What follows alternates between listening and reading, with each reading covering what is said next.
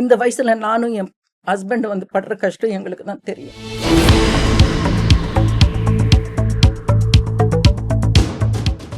அப்ப எனக்கு வந்துட்டு பாஸ்போர்ட்டுக்கு வந்துட்டு கையெழுத்து போடணும், நான் வந்துட்டு இதுக்கு போறேன்னு. ஜெயம் ரவி சொன்னாரு, பண்றேன்ப்பா, நான் ஊர்ல இல்லை, ஹாலிடேல இருக்கேன், நான் வந்துட்டு நான் பண்ணித்தரேன் அப்படின்னாரு. சரி, அந்த பையன் கூட சரின்னு சொல்லிட்டு பாஸ்போர்ட் ஆஃபீஸில் லொக்கேஷன் அனுப்புங்க, நான் வந்து அனுப்புகிறேன்ப்பா அப்படின்னு சொன்னவர் 2 நிமிஷத்தில் பேஜாக வந்துட்டு மெசேஜ் வருது. என்ன ஏடிஎம் நினச்சிருங்களா, என்ன வந்துட்டு இது பண்ணுறீங்களா, நான் கையெழுத்து போட மாட்டேன். 2 பேருக்கு, ஒரு புருஷன் பொண்டாட்டிக்குள்ளே ஒரு பிரச்சனைனா உங்கள் 2 பேருக்குள்ளே தான். ஏன் குழந்தைங்கக்கிட்ட கூட அப்படி இருக்கீங்க? சஞ்சய் வந்து பேசும்போது ஒரு வார்த்தை சொன்னார், அவங்க அப்பா பற்றி எவ்வளோ பெருமையாக பேசினார். நீங்கள் யாராவது வச்சு படம் பண்ணுறீங்கன்னு அடுத்தது யார் பண்ணேன்னு எங்கள் அப்பா வச்சு பண்ண நிச்சயமாகவே சந்தோஷமாக இருந்தது.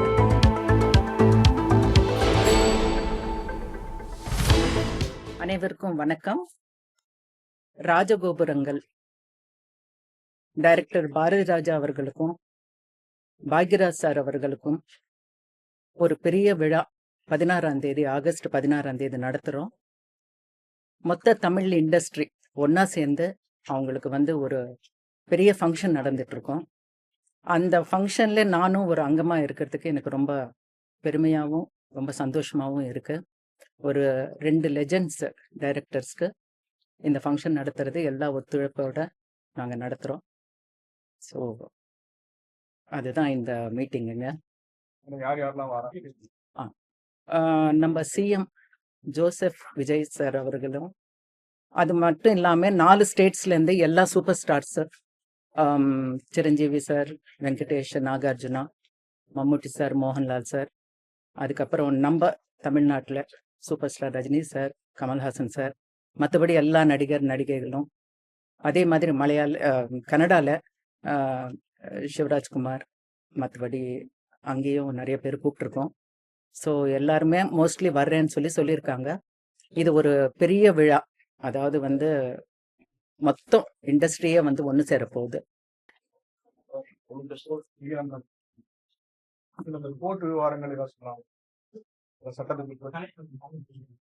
அது நான் கோர்ட் விஷயம் இப்போ வந்துட்டு ரீசண்டாக வந்து 3 நாளுக்கு முன்னாடி ஒரு ஜட்ஜ்மெண்ட் வந்திருக்கு. அது இத்தனை பேஜ் வந்திருக்கு. ஸோ அது வந்து பப்ளிக் டொமைனில் நான் வைக்கக்கூடாது, ஏன்னா அது கண்டெம்ட் ஆஃப் த கோர்ட். நான் ஏற்கனவே உங்கள்கிட்ட சொல்லியிருக்கேன். இருந்தாலும் சிலது வந்து நான் உங்களுக்கு டீட்டெயிலாக சொல்லலான்னு இருக்கேன். அதில் வந்து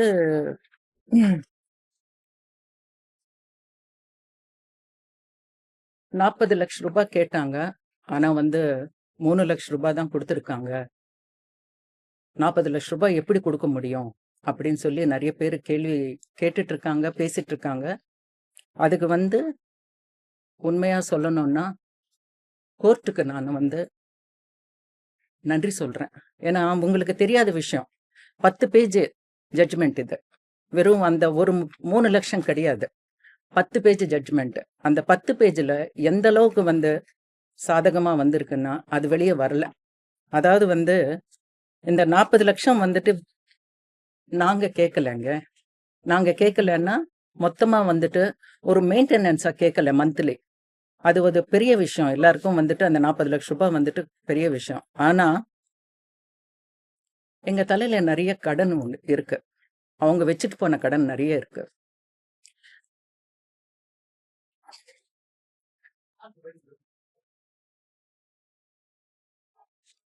அது மட்டும் இல்லாமல் 2 வருஷமா குழந்தைங்களுக்கு எந்த சலுகையும் இல்லை. அட்லீஸ்ட் சாப்பாட்டு கூட கொடுக்கல. சாப்பாட்டுக்கு இல்லாமல் இருக்கீங்களான்னு நீங்கள் கேட்கலாம், ஆனால் அது நம்ம கடமை. பெத்த பசங்களை வந்துட்டு நம்ம பார்த்துக்கிறது நம்ம கடமை. அந்த கடமை ஆஸ் எ பேரண்ட்ஸாக நாங்கள் வந்து எங்கள் குழந்தைங்களுக்கு பண்ணலாம், ஆனால் உங்கள் குழந்தைங்களுக்கு நீங்கள் தான் பண்ணணும். ஸ்கூல் ஃபீஸ் கிடையாது, சாப்பாட்டுக்கு கிடையாது, அவங்களோட ஆக்டிவிட்டீஸ், டியூஷன் ஃபீஸ் எல்லாமே வந்துட்டு எதுவுமே கிடையாது. அது மட்டும் இல்லாம, அவங்க அவங்க அவங்க விட்டு போன கடனு கூட கட்டாம, வீடு ஜப்திக்கு வந்து ஐசிஐசிஐ பேங்க்ல வந்து நோட்டீஸ் கூட விட்டுட்டு போனாங்க. எந்த பேரண்ட்ஸ் இது பார்க்கக்கூடாதுங்க. எந்த பேரண்ட்ஸ் பார்க்கக்கூடாது.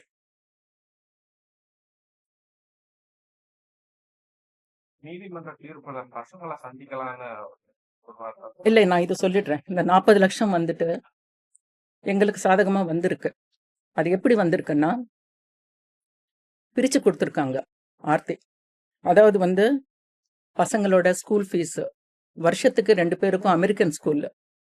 இது நாங்க போட்டது கிடையாது. 1ஆம் கிளாஸ்லேருந்து அதில் தான் படிக்கிறாங்க.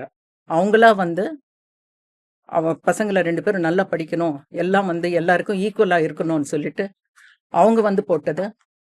அது மந்த்லி வந்துட்டு இயர்லி வந்து 2 பேருக்கும் 86 லேக்ஸுங்க. அந்த 86 லேக்ஸ் கோர்ட் வந்து கொடுக்கணும்னு சொல்லியிருக்கு. அது வெளியில வரல. அதே மாதிரி ஆர்த்திக்கு 3 லட்சம், ஆரவுக்கு 1 லட்சம், அயானுக்கு 1 லட்சம் மாசத்துக்கு 5 லட்சம் கொடுக்கணும்னு வந்திருக்கு. அதுவும் வெளியே வரல. இது மட்டும் இல்லாம அவங்களோட டியூஷன் ஃபீஸ்லேருந்து அவங்களோட வந்துட்டு கராட்டே கிளாஸ், அவங்களோட வந்து டான்ஸ் கிளாஸ் கற்றுக்கிறாரு ஆரவ், அதுக்கப்புறம் வந்து செஸ் கிளாஸு, அதுக்கப்புறம் வந்து நிறைய எக்ஸ்ட்ரா கரிக்குலம் ஆக்டிவிட்டிஸ் பண்ணுறாங்க. அது எல்லாத்துக்குமே பணம் கட்டணும்னு வந்திருக்கு. இதெல்லாம் சேர்த்து பார்த்தாதான் இந்த அமௌண்ட் வருது தவிர, இது ஆர்த்தி வந்து தனியாக 40 லட்சம் கேட்டிருக்கான்றது வந்துட்டு பொய். இது கிடையாது. ஸோ தயவு செய்து வந்து நீங்கள், உங்களுக்கு தெரியாது, அதனால தான் நீங்கள் இப்படி போட்டிருக்கீங்க. ஆனால் உண்மையானா அதுதான் வந்து வந்திருக்கு. குழந்தைங்களை பார்க்கக்கூடாதுன்னு சொல்லிட்டு சார் நாங்கள் சொல்லவே இல்லை. குழந்தைங்களை பார்க்க வரணும்னு சொல்லிட்டு போன வருஷம் வந்து விசிட்டேஷன் பிட்டிஷன் போட்டிருக்கோம். ஆர்த்தி போட்டிருக்காங்க. ஏன்னா குழந்தைங்களை வந்து அவங்க அப்பா வந்து பார்க்கணும்னு சொல்லிட்டு. அந்த நீங்கள் வேணும்னா கோர்ட்டில் இருக்கு, நீங்கள் தெரிஞ்சுக்கலாம். அது வந்து 1 வருஷமா கோர்ட்ல இருக்கு. அதுக்கு எந்த பதிலும் வரல. ஆனா இப்போ வந்திருக்கிற விசிட்டேஷன்ல உண்மையாவே நான் வந்து அந்த ஜட்ஜுக்கு வந்துட்டு நான் பெரிய வந்துட்டு கும்பிடு போடுறேன். ஏன்னா இப்படிப்பட்ட வந்து ஒரு ஜட்ஜ்மெண்ட் வந்து வந்ததே இல்லை. ஏன்னா அவங்க ஆர்த்தி, ஆரவ், அயான் அண்ட் ஜெயம் ரவி இவங்க 4 பேரும் வந்து மாசத்துல சாட்டர்டே சண்டே வந்து மீட் பண்ணணும்னு சொல்லிட்டு வந்திருக்கு. இதுதான் எங்களுக்கு கிடைச்சிருக்கிற பெரிய பெரிய வந்து நியாயம். ஏன்னா இத்தனை 2 வருஷமா நாங்களும் வந்துட்டு மீட் பண்ணணும், பேசணும், இந்த பிரச்சனை சரிப்படுத்தணும்னு சொல்லிட்டு நாங்கள் எவ்வளோ ட்ரை பண்ணோம். ஆனால் வந்துட்டு எங்களுக்கு அந்த சான்ஸே வரல இது வரைக்கும். இது கோர்ட் மூலமாக வந்ததுனால அந்த ஜட்ஜுக்கு வந்து நான் பெரிய வந்துட்டு என்னோட கோடானு கோடி என்னோட நன்றி தெரிவித்துக் கொள்கிறேன். அது வந்து எங்களுக்கு கிடைச்சிருக்கிற பெரிய சக்ஸஸ். அடுத்த மாசத்துல, இந்த மாசத்துலேருந்து ஆகஸ்ட்லேருந்து இந்த 4 பேரும் மீட் பண்ணணும்னு சொல்லிட்டு ஏற்கனவே வந்து சொல்லிட்டு இருந்தா, எதுக்குங்க 2 நாள், மாசம் ஃபுல்லா கூட பார்க்கலாம். ஆனா பசங்க வந்து ஒரு ஹீலர் பக்கத்துல இருக்கும்போது போறதாக்கு இஷ்டப்படல. எந்த குழந்தைங்களும் இஷ்டப்பட மாட்டாங்க. ஆனா கண்டிப்பா அங்கதான் பார்க்கணும்னு சொல்லிட்டு குழந்தைகளுக்கு ஒரு கட்டாயம் இருந்ததுனால தான் பசங்க தான் வந்துட்டு அங்க போறதுக்கு வந்து இஷ்டப்படலை தவிர நாங்க யாருமே இதை தடுக்கல. ஏன்னா லாஸ்ட் டைமே நீங்க கேட்டீங்க, நீங்க குழந்தைங்களை வந்துட்டு அலோவ் பண்ணலையாமேன்னு. நான் அப்பவே சொல்லிட்டேன் இது பொய்ன்னு சொன்னேன். இன்னைக்கு எனக்கு ஜட்ஜ்மெண்ட்ல வந்துட்டு வந்திருக்கு, பசங்களை வந்துட்டு குடும்பத்தோட பார்க்கணும்னு. ஒன்று அவங்க தாத்தா பாட்டிங்களோட பார்க்கறதுக்கு அவங்க இஷ்டப்படுறாங்க, அதாவது வந்துட்டு எங்க சம்பந்திங்களோட. அப்படி இல்லைன்னா எங்களோட. சரி, உங்களுக்கு அதுவும் இஷ்டம் இல்லைன்னா நீங்க வந்துட்டு பொது இடத்துல பார்க்கலான்னு. இல்லை, அங்கதான் வரணும்னு சொல்லிட்டு ஒரு பிடிவாதமா இருந்ததுனால தான் இந்த விசிட்டேஷன் வந்து வெளியே அப்படி வந்துட்டு ஒரு தப்பான ஒரு இதா வந்திருக்கு. இன்னைக்கு வந்து எங்களுக்கு அது வந்து பெரிய நியாயம் கிடைச்சிருக்கு. இந்த மாசத்துலேருந்து 4 பேரும் ஒரு அவர் ஆஃபீஸ்லயாவது இல்லை ஒரு பொது இடத்துலயாவது அவங்க மீட் பண்ணுவாங்க. இனிமேலாவது இந்த பிரச்சனை சரியாகும்னு சொல்லிட்டு உண்மையா ஒரு தாயா நாங்க வந்துட்டு, எந்த தாயும் தம் பசங்களை வந்துட்டு பிரிக்கணும்னு நினைக்க மாட்டாங்கங்க. நீங்க எல்லாம் வந்து குடும்பத்தோட இருக்கீங்க. திருட்டுத்தனமா கல்யாணம் பண்ணலைங்க. 10,000 பேரு ஊரை கூட்டி 10 ஃபங்க்ஷன் பண்ணி நாங்க கல்யாணம் பண்ணோம். அப்படிப்பட்டு நாங்க பண்ணதுக்கு அப்புறம் ஏன் பிரிக்கணும்னு பார்க்குறோம்? ஏன் என் பொண்ணு சம்பாதிக்கிறாளா? அவங்கள வந்துட்டு நான் பிரிச்சுட்டு வந்துட்டு நாங்க ஏதாவது வந்துட்டு இது பண்ணலான்னு ஒன்றும் கிடையாதுங்க. ஒரு மதரா வந்துட்டு ஒரு மதர் இன் லாவோ ஒரு ப்ரொடியூசராகவும் நான் வந்துட்டு என்ன பண்ணணுமோ அதெல்லாம் நான் பண்ணியிருக்கேன். உங்களுக்கெல்லாம் தெரியும். 100 கோடி ரூபாய் மேல வந்துட்டு நான் போட்டு நான் படம் பண்ணியிருக்கேங்க. யாரு சொத்து நான் எடுக்கல. இன்னைக்கு நான் சொல்றேங்க, யாரு சொத்து எனக்கு எடுக்க வேண்டிய அவசியம் இல்லை. நாங்க எடுக்கல. நான் வந்து எங்க சொந்த பணம் பிளஸ் வந்துட்டு நான் வந்துட்டு வெளியில இருந்து ஒரு ஃபைனான்ஸ் வாங்கிட்டு 3 படம் பண்ணேன். என்னை முதல்ல வந்து ப்ரொடியூசரா வந்துட்டு அறிமுகப்படுத்தினது சுந்தர் சி, என் கூட பிறக்காத தம்பி. அவர் தான் வந்துட்டு எங்களை வந்து என்னை வந்து முதல்ல வீராப்பன்ற படத்துல வந்து 2006ல் ப்ரொடியூசரை வந்து இன்ட்ரடியூஸ் பண்ணாரு. அதுக்கப்புறம் தான் நான் வந்துட்டு நான் இது வரைக்கும் கிட்டத்தட்ட வந்துட்டு ஒரு 6000 எபிசோட்ஸ் நான் பண்ணியிருக்கேன் ஆஸ் அ ப்ரொடியூசரா. 25 வருஷமா இந்த இண்டஸ்ட்ரியில இருக்கேன். 2000லேருந்து 25 இயர்ஸாக நான் இந்த இண்டஸ்ட்ரியில் ப்ரொடியூசராக இருக்கேன். என்றைக்கும் வந்துட்டு கேமரா முன்னாடி வந்து எங்களை நாங்களே வந்து அறிமுகப்படுத்தி பேசினதோ இல்லை. நிறைய பேருக்கு நான் தெரியாது. இன்னைக்கு வேற விதமாக வந்துட்டு போயிட்டுருக்கு. இருந்தாலும் ஒருத்தர் சொத்து வந்துட்டு இன்னொருத்தர் யாருமே கிராப் பண்ண முடியாதுங்க. அது மட்டும் புரிஞ்சுக்கங்க. மாமியார் அப்படின்ற ஒரு பேருனால வந்து அவங்க வந்து நல்லவங்க கிடையாது அப்படின்ற மாதிரி ஒரு ஒரு இது கொடுத்துட்டாங்க. பட் அது கிடையாது. அவரே வந்து எத்தனையோ மேடையில் என்னை வந்து எங்க அம்மா, எங்க அம்மாக்கு அப்புறம் அம்மா அப்படின்னு சொல்லி நீங்க பாருங்களேன். கலாட்டால வந்துட்டு இங்க இருக்காங்கன்னு நினைக்கிறேன். அவங்க ஒரு இன்டர்வியூ இருக்கு. அதுல வந்து ஆண்டி எனக்காக எது வேணாலும் செய்வாங்க, அவங்க ஆண்டி கிடையாது எங்க அம்மா அப்படின்னு சொல்லி சொன்னதெல்லாம் இருக்கு. இதெல்லாம் யாருக்காக செய்றீங்க? சொந்த வீடு இல்லைன்றீங்க. சொந்த வீடு ஏங்க இல்லை? ஈசிஆர்ல சொந்த வீடு இருக்கு. ஆழ்வார்பேட்டில் அவர் இருக்கிறது இப்போ அவர் சொந்த வீடு தான். இன்னைக்கு கோவால வந்துட்டு போன வருஷம் நீங்க வந்துட்டு 2 பேர் மேல சொந்த வீடு வாங்கியிருக்கீங்க. எதுக்குன்ற? நீங்க வாங்க உங்க வீட்டுக்கு. நீங்க வாங்க, நாங்க ரெடியா இருக்கோம். நீங்க ஏன் வரமாட்டேன்றீங்க? நீங்க ஏன் வாடகை வீட்டுல இருக்கீங்க? யாருக்காக நீங்க வாடகை வீட்டுல இருக்கீங்க? ஹீலர் கூட ஏதோ சொன்னீங்க இல்லையா? அப்போ இன்னும் ஜெயம் ரவி அவர் தோழி கூட தான் இருந்தாரா? Yes yes. அவங்க வந்து தமிழ்நாட்டை விட்டு போயிட்டாங்க, சென்னை விட்டு போயிட்டாங்க. நிறைய இல்ல இல்ல பிரச்சனை சுமூகமா முடிக்கணும். 30 நாள் கூட நீங்க பார்க்கலாம். சார். சார், எந்த பேரண்ட்ஸும் அதான் நினைப்பாங்க சார். வயசுக்கு வந்த பசங்க இருக்காங்க சார். இன்னைக்கு வந்து என் பேரன் வந்து 17 வயசு. இதுக்கு மேல வந்து என்ன லைஃப் இருக்கு சொல்லுங்க? என்ன ஆர்த்திக்கு என்ன லைஃப் இருக்கு? நாங்க எதுக்கு வந்துட்டு பிரிக்கணும்னு நினைக்கிறோம்? இல்லைங்க. 2 வருஷமா அந்த பசங்க வந்து பட்ட கஷ்டம், அவங்க பார்த்த விஷயங்க யாருக்குமே வரக்கூடாது. யாருக்காக நீங்க 2 மணி நேரம் உட்காந்து என் குழந்தைங்களை நான் பார்க்க விடலை அப்படின்னு நீங்க சொல்றீங்க? உங்க நெஞ்ச தொட்டு சொல்லுங்க. பசங்களை வந்து பார்க்க விட்டது நாங்களா இல்ல அவங்களா? அவர் அன்னைக்கு வந்து கேட்ட கேள்வி எங்களை இல்ல, அவங்களதான் சொன்னார். அவர் ஏன் குழந்தைங்க என்ன பார்க்க விட மாட்டேன்றாங்கன்னு. நாங்க இல்ல, சத்தியமா நாங்க இல்ல, கடவுள் சத்தியமா நாங்க இல்ல. எனக்கு வந்து பிளாக் மேஜிக் பண்றாங்க, பிளட் வாமிட் வருது. எனக்கு கல்யாணம் ஆன புதுசுல இருந்து இப்படி பண்ணி தான் நான் கண்ட்ரோல்ல வச்சிருந்தாங்க. 15 வருஷம் யாராவது பிளட் வாமிட் பண்ணிட்டு எப்படி உயிரோடு இருக்க முடியுங்க? நீங்க சொல்லுங்க. அப்படி பிளாக் மேஜிக்ன்றது வந்து இந்த காலத்துல நம்புறாங்கன்னு எனக்கு தெரியல. ஆனா யாரு பிளாக் மேஜிக் பண்றாங்கன்னு போன மாசம் வந்துட்டு இதே ஊடகங்கள்ல வந்தது.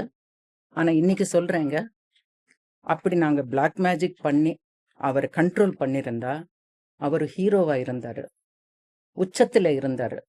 ஓகேங்க. ஒரு பாசமுள்ள ஃபாதரா இருந்தாரு, ஒரு அன்பான கணவரா இருந்தாரு, எங்களுக்கு வந்துட்டு ஒரு பிள்ளையா இருந்தாரு. அப்படி இருந்தவர் இன்னைக்கு எப்படி இருக்காரு? பேரை மாத்தி, ஊரை மாத்தி. ஏன் தமிழ்நாட்டுல ஏன் வீடு வாங்கல நீங்க? ஏன் வாங்கல? ஏன் கோவால வாங்குறீங்க? ஆர்த்தி அவங்க மனநிலை எப்படி மேடம் இருக்கு? அவங்க ஏதாவது டிமாண்ட் வைக்கிறாங்களா? அவங்க என்ன மனநிலை? சார் அது நான் சொல்றேன் சார், இது வந்து ஒரு டைலாகா நீங்க நினச்சிக்காதீங்க தயவு செய்து. அவங்க அவங்க உரிமைக்காக போராடுறாங்க. ஓவர் நைட்ல அவங்க லைஃப் வந்துட்டு தலைகீழியா மாறி போச்சு சார். தலைகீழியா மாறி போச்சு. அவங்க ஒரு ஹீலருக்காக அவங்க வாழ்க்கைய விட்டு கொடுக்கறதா இல்ல. இது ஒரு தமிழ்நாட்டு பொண்ணு பண்ணா தப்பு இல்லைன்னு நான் நினைக்கிறேன். தயவு செய்து உங்களுக்கெல்லாம் சொல்றேன், நீங்க வந்து இதுக்கு ஒரு ஒத்துழைப்பு கொடுங்க. அந்த பொண்ணை பத்தி இதுக்கு மேல வந்து புண்படுத்தாதீங்க. ஏன்னா என் பொண்ணு வந்து அவர் டைவர்ஸ் கேட்டிருக்காருங்க. என் பொண்ணு ரெஸ்டிடியூஷன் ஆஃப் கான்ஜுவல் ரைட்ஸ்ன்னு போட்டிருக்கா. அப்படின்னா சேர்ந்து வாழணும், குடும்பமா வாழணும்னு போட்டிருக்கா. அதனாலதான் வாய் திறக்காம இருக்கா. அவங்க வாய் திறந்தா எல்லாமே தப்பா போயிடும். அதனாலதான் வாய் திறக்காம இருக்க. நாங்களும் இது வரைக்கும் அதனாலதான் வாய் திறக்கல. இன்னைக்கு நான் வந்து இது உங்களுக்கு சொல்லணும்னு சொல்லிட்டு தான் நான் சொல்லியிருக்கேன் தவிர 40 லட்சம்ன்றது பிரிச்சு பிரிச்சு பிரிச்சு போட்டு அதுல ஒரு பாயிண்ட் மட்டும் எடுத்து 3 லட்சம் தான் அப்படின்னு சொல்லிட்டு அது ஒரு பிஆர் பண்ணி அது ஒரு பெருசா பண்ணி யாருக்காக பண்றீங்க நீங்க இதெல்லாம்? பொது வெளியில உங்க வைஃப் பத்தி நீங்க ஒரு ஹீலருக்காக நீங்க இப்படி பேசுனீங்கன்னா அந்த 2 பசங்களோட மனநிலை நினைச்சு பாருங்க. ஸ்கூலுக்கு போனா ஒரு தாய் பத்தி ஒரு அவங்க சொந்த அப்பாவே இப்படி பேசினாருன்னா அந்த பசங்களை மனநிலை யோசிச்சு பாருங்க.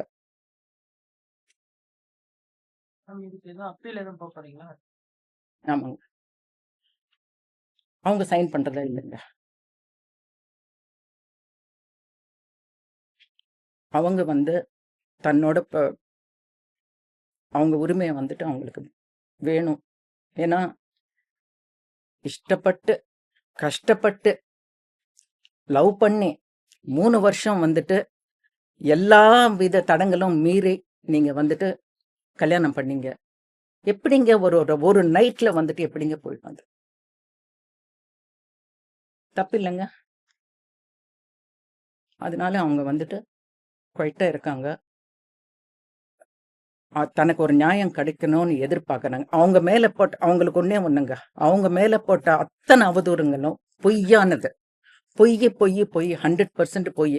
இல்லைன்னா வரட்டும், ஒன்னா உட்காரலாம், எல்லா பொது வழியில பேசலாம். ஏன்னா பொது வழி பண்ணிட்டீங்க நீங்க. ஒரு குடும்பத்தை வந்து ஒரு ஆளுக்காக 3 குடும்பத்தை வந்துட்டு பொது வெளிக்கு கொண்டு வந்துட்டீங்க.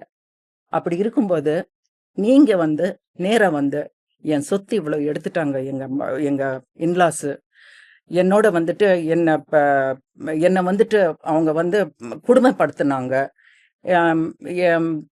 என்னோட வந்து மொத்தம் வந்து கண்ட்ரோல்ல வச்சிருந்தாங்கன்னு நீங்க ஒரு பர்சன்ட் வந்து நீங்க ப்ரூவ் பண்ணுங்களேன். 1% ப்ரூவ் பண்ணுங்களேன். ஹோம் மூவி மேக்கர்ஸ்ல இருந்து ஜெயம் ரவிக்கு எத்தனை செக் போயிருக்கு அப்படின்னு அதுவும் நான் வந்து காட்டுறேன். அவரோட அக்கௌண்ட்ல இருந்து ஏதாவது எங்களுக்கு வந்திருக்கா? 25,000 ரூபாய் நான் கொடுத்துட்டு இருந்தேன்னாரு. 25 கோடி கொடுத்துருக்கு. 25,000 ரூபாய் என்னங்க இருக்கு? இன்னி வரைக்கும் நான் சொல்றேங்க, நான் வந்துட்டு உண்மை சொல்றேன். இன்னி வரைக்கும் அவருக்கு ப்ரீவியஸ் படத்துல வந்து ஒரு சேலரி இருந்தா என்னோட படத்துல தான் அவருக்கு வந்து ஏத்துவோம். 8 கோடி என்ன 10 கோடி, 6 கோடி என்ன 8 கோடி ஹோம் மூவி மேக்கர்ஸ் இல்லைன்னு சொல்லுங்க. என்கிட்ட வந்துட்டு எல்லாமே இருக்கு. நான் கொடுத்த பணத்துக்கு என்கிட்ட இருக்கு. நான் அதுக்கு அவர் போட்டிருக்கிற கையெழுத்தும் என்கிட்ட இருக்கு. அடுத்த படத்துக்காக வீட்டை விட்டு போறதுக்கு முன்னாடி 5 கோடி கொடுத்துருக்கோம். அதுவும் இருக்கு. ஆனா பணம் முக்கியம் இல்லைங்க, சத்தியமா சொல்றேன். இன்னி வரைக்கும் கல்பனா ஹவுஸ்ன்னு சொல்லிட்டு உங்களுக்கு எத்தனை பேருக்கு தெரியுமோன்னு தெரியல, மயிலாப்பூர்ல 2 ஏக்கர்ல கல்பனா ஹவுஸ்ன்னு சொல்லிட்டு இன்னி வரைக்கும் 1500 ஷூட்டிங்ஸ் நடந்திருக்கு. நம்ம எக்ஸ் சிஎம்ஸ் எம்ஜிஆர் சார் அவர்களும், ஜெயலலிதா அம்மா அவர்களும், சிவாஜி அவர்களும், இன்னைக்கு இருக்கிற நம்ம சிஎம் ஜோசப் விஜய் அவர்களும் எங்க வீட்டுல ஷூட்டிங் நடக்காதது வராதவங்க ஆளே இல்லைங்க. தெலுங்கு, தமிழ், கன்னடா, மலையாளம்னு சொல்லிட்டு இது வரைக்கும் 1500 படங்க வந்துட்டு நடந்திருக்கு எங்க வீட்டுல.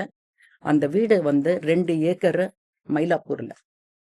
அந்த வீட்டுல பிறந்த பொண்ணு தான் ஆர்த்தி. நான் பெருமையா சொல்லலைங்க, ஆனா உங்களுக்கு உண்மை தெரியணும். இந்த பணத்துக்காக ஆர்த்தி வந்துட்டு எதிர்பார்க்கறான்னு நினைக்கிறீங்கல்ல, கிடையாதுங்க. அந்த பொண்ணு வந்துட்டு அந்த மாதிரி ஒரு இதுல வந்து பிறந்தவ, ஒரு குடும்பத்தோட தாத்தா பாட்டி அத்தை மாமா பெரியம்மா பெரியப்பா அப்படின்னு சொல்லிட்டு கசின்ஸோட வந்துட்டு வளர்ந்தவா. நீங்களே வந்துட்டு பிரமிச்சிட்டு இருக்கீங்க அந்த வீடு பார்த்து, இவ்வளவு பெரிய வீடா அப்படின்னுட்டு. என்னைக்காவது வந்துட்டு இன்னைக்கு சொல்றேங்க, என்னைக்காவது வந்துட்டு நாங்க அதை பத்தி வீட்டை பத்தியோ எதை பத்தியோ பேசினது இல்ல. ஏன்னா இன்னைக்கு நீங்க பணத்துக்கு ஆசைப்படுறீங்கன்னு நீங்க நினைக்கிறீங்க இல்லையா, அது கிடையாது. அதனாலதான் நான் வந்துட்டு இது பண்றேன். ஒரே ஒரு விஷயங்க, அப்பா பார்க்கணும்னு நினைக்கிறாரு பசங்களை, குழந்தைங்க கூட நினைக்கணும். அது 17 வயசு பையன் நினைக்கணும். 9 வயசுல விட்டு போன பையன் இன்னைக்கு 11 வயசு ஆகுது, அவனும் நினைக்கணும். 15 நாள் முன்னாடி இன்னைக்கு சொல்றேங்க, இந்த வயசுல நானும் என் ஹஸ்பண்ட் வந்து படுற கஷ்டம் எங்களுக்கு தான் தெரியும்.